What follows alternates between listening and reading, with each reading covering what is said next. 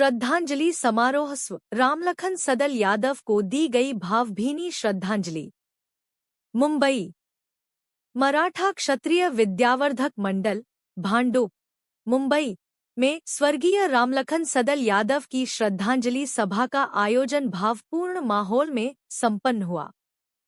इस अवसर पर उत्तर भारतीय समाज के अनेक प्रतिष्ठित गणमान्य व्यक्ति उपस्थित रहे, जिनमें प्रमुख थे doctor Babulal Singh, doctor Sachin Singh, doctor Vijay Yadav, doctor Jang Bahadur Yadav, Sai edu trustee Tribang Panmand, Ravindra Sharma, Kadam Kadam पत्रिका के संपादक छोटेलाल शर्मा, विजय सोनवाणे, सुनीता महाजन, श्री दत्त तेली, दयाशंकर पांडे, त्रिपुरारी दुबे, दीनानाथ यादव, ब्रजेश यादव, संतोष यादव, विनोद तिवारी, पारसनाथ यादव, रामचेत यादव, आलोक मोरे, नितिन कुंभार, संतोष, विष्णु मोरे, संदीप, संजय जाधव, संतोष जायसवाल, राजाराम यादव विद्यार्थी, रामलाल यादव, प्रदीप यादव, राज सिंह यादव आदि।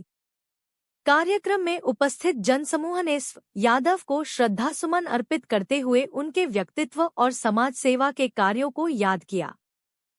सभी ने उनके परिवार को इस दुखद घड़ी में धैर्य एवं शक्ति प्रदान करने हेतु ईश्वर से प्रार्थना की। सभा का सूत्र संचालन चंद्रवीर यादव ने कुशलता से किया। समारोह में भारी संख्या में समाज बंधुओं की उपस्थिति ने यादव के प्रति अपार सम्मान और स्नेह का परिचय दिया। रामलखन सदल यादव को भावभीनी श्रद्धांजलि। कोई न कोई शिक्षक होना चाहिए, क्योंकि एक शिक्षक ही ऐसा है जो एक साथ 50 बच्चों को शिक्षा दे सकता है। डॉक्टर यदि किसी को ठीक करता है तो एकाध को करता है, लेकिन शिक्षक अगर किसी को शिक्षा देता है तो पूरे समाज को देता है। ये उनकी भावना थी और वो चाहते थे कि हमारे घर में कोई शिक्षक हो और लोगों को मार्गदर्शन करे। उनका सोचने का विचार, उनके संस्कार और उनके मार्गदर्शन की मेरे बचाए रहे हैं। यदि मुझे कोई सम्मान मिला है तो उसमें मेरे पिताजी का और माताजी का बहुत बड़ा योगदान रहा है। और मैं ही नहीं, मेरे द्वारा पढ़ाए गए बच्चे भी उन संस्कारों को सीखते गए। मेरे घर के जितने भी लोग हैं, भले ही बहुएं हों या मेरे भाई हों, तीनों भाई और तीनों बहुएं, आज मुझे ऐसा लगता है कि पूरा इंडिया मेरे घर में ही बसा हुआ है। मेरे संस्कार कोई देखना चाहे जरूर मेरे परिवार से देख सकता है। मैं सीखने के लिए नहीं कहूँगा, क्योंकि समाज में बहुत सारे लोग हमसे भी कई गुना अच्छे हैं और वे लोग अपने परिवार को अच्छी तरह से व्यक्त करते हैं। लेकिन मेरे पिताजी ने शिक्षा का महत्व समझा था। गाँव में वे शिक्षा ग्रहण करने जाते थे तो उनके पास कापियां नहीं हुआ करती थी, पढ़ाने के लिए पैसे नहीं होते थे उनकी मम्मी के पास, न खाने के लिए मुझे खाने हुए रहते थे। वो खास वही चीज वो लेकर आए और यहाँ हम लोगों को बार बार बताते थे कि मैं कम से कम 3000 किलोमीटर दूर इसलिए आया हूँ कि मेरे परिवार के बच्चे पढ़े लिखे हों और सुसंस्कृत हों, ताकि समाज के ऊपर बोझ न हो और समाज को एक नया रास्ता दिखा सके। हम लोगों ने वो प्रयत्न किया और यह भी लोगों को बताया कि पढ़ाई का क्या महत्व होता है और पढ़ने से क्या फायदा। पिताजी ईमानदारी थे, ईमानदार थे। वे एक पैसा किसी का लेना नहीं चाहते थे और बेईमानी के प्रति बहुत ही सजग रहते थे और हमसे कहते थे कि बेटा एक टाइम कम खा लेना, लेकिन बेईमानी मत करना। वो संस्कार था। दूसरे संस्कार यह था कि वो चाहते थे कि मेरे घर में कोई व्यक्ति आए बिना खाए ना जाए। हम भले ही थोड़ा सा कम खाए, लेकिन जो व्यक्ति हमारे यहाँ आएगा उसे खिलाकर ही भेजना है। वो संस्कार शायद हम लोगों को मनुष्य की तरह से बनना सिखा दिया उन्होंने। और मैं तो ये भी चाहूंगा कि मेरे सेवक जो भी है वे इसी तरह से संस्कार को लेकर समाज को देते रहे और समाज से कुछ सीखते रहे।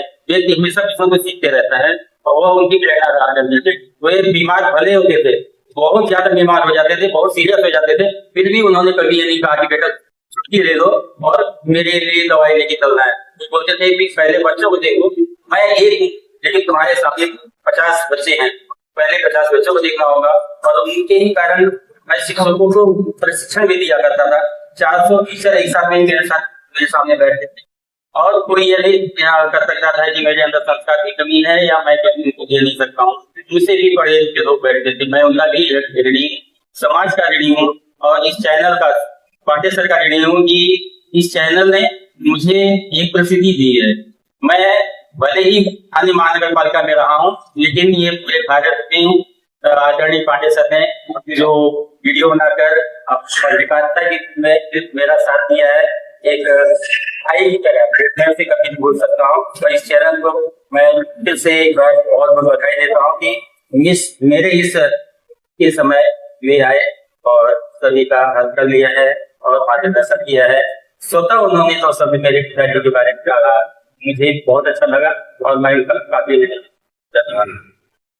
आज पिताजी का श्रद्धांजलि समारोह कानपुर मराठा मंदिर में रखा गया और दिवाली का कार्यक्रम होने के बावजूद, दिवाली हिंदू का सबसे बड़ा त्योहार होता है, इस दिन सभी लोग घर की सफाई करते हैं, लेकिन लोगों ने बड़ी संख्या में उपस्थित होकर यहाँ पर मेरे परिवार के को शौक करने का प्रयत्न किया।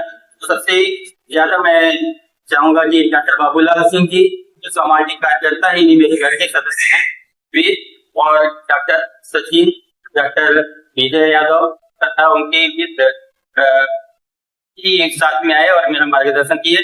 और मैं ऐसे मित्रों के साथ जुड़ा हूँ कि मेरे पिताजी का देहांत हुआ, उसमें मुझे कुछ भी नहीं।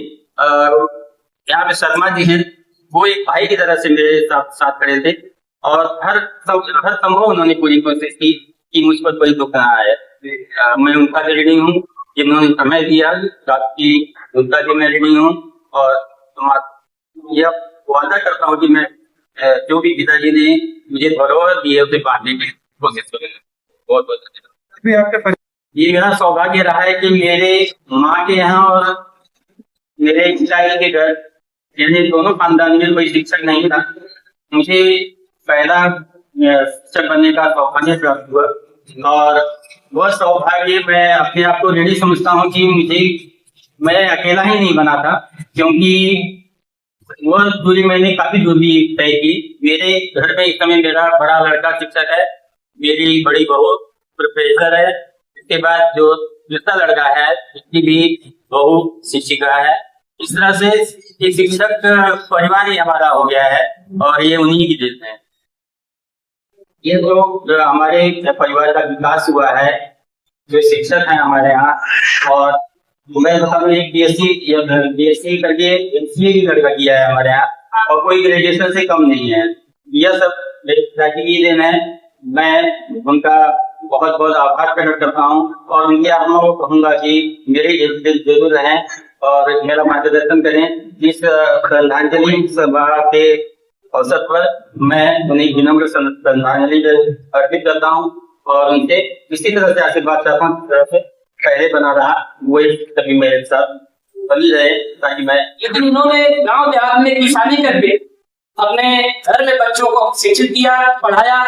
और मैंने सुना है कि राजकुमार सर के परिवार में 4-5 अध्यापक लोग जो खुद अशिक्षित थे, लेकिन उन्होंने शिक्षा का महत्व 50 साल 60 साल पहले समझा था।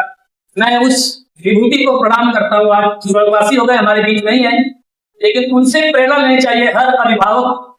और उन्होंने ऐसी विभूति पैदा करके उनको पाल पोष करके उनको संस्कार देके हमें दिया समाज में। आज राजकुमार सर का हम लोग इंतजार करते हैं, चाहे वो किसी सामाजिक हो, राजनीतिक हो, धार्मिक हो, कोई भी कार्यक्रम हमारे समाज का रहता है, उत्तर भारत समाज का या अन्य समाज में भी हो, बहुत पॉपुलर है, लोकप्रिय है। हम उनका इंतजार करते हैं कि राजकुमार सर पैर रहते हैं तो हम धन्य हो जाए। आज मैं इस जगह तक पहुंचा हूँ और माननीय राजकुमार सर के पिताजी के श्रद्धांजलि सभा में पहुंचा हूँ, रवि सभा में पहुंचा हूँ। मैं फिर से एक बार स्वर्गीय रामलखन पिताजी, मैं भी उनको बोलूंगा अपना, मैं उनको फिर से श्रद्धांजलि अर्पित करता हूँ और पूरे परिवार से भगवान से प्रार्थना करता हूँ कि पूरे परिवार को ऐसी शक्ति प्रदान करे कि उस दुख की घड़ी को सह लें और उनके जो कमी को है उसको झेल पाए और अगली पीढ़ी को जिन्होंने वो इनके साथ किया है, अपनी अगली पीढ़ी को उससे डबल संस्कार दें, डबल शिक्षा दें। भगवान से प्रार्थना करता हूँ।